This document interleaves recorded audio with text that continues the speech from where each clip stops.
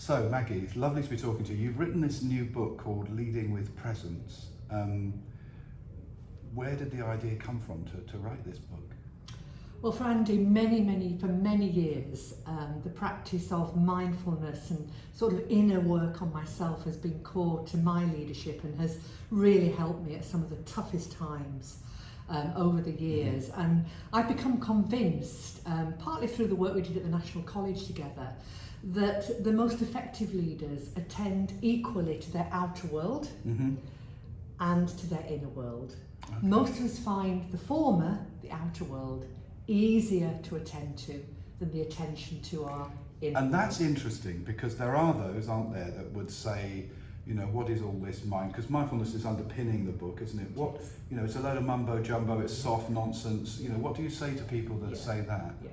Andy, that's quite common. As one had said to me quite recently, Maggie, don't talk to me about mindfulness. It's all crystals and muesli. Oh. You know, and just as coaching, people might think coaching's mm-hmm. a sort of soft and fluffy conversation. Mm-hmm. We know it isn't. Yeah. Mindfulness and cultivating leadership presence isn't. Okay. It's some of the toughest but most transformational work I've ever done. Mm-hmm. And the leaders that I work with, whose stories are in the book. And your work links to all the programs that you run as well, which is great. You've kind of got a textbook now almost for it, haven't you?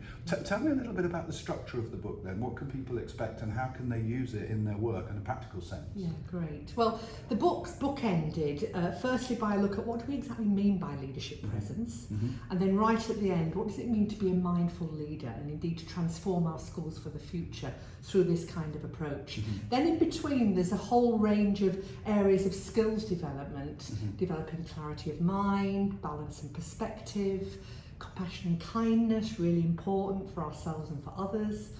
And then finally building resilience and renewal as an everyday act. So that's how the book is structured. Mm-hmm. And it's also got a whole range of practices in it. This is a very active book. Mm-hmm. Personal practices we do on our own, and they build our attentional muscle to be able to really put our attention on that which we choose to attend to, mm-hmm. which is the heart of presence. And then ways in which you can apply those insights to your everyday leadership. And then finally, ways in which you can share some of this with your team. So It's a very, very active, action-oriented book. It's building that sense of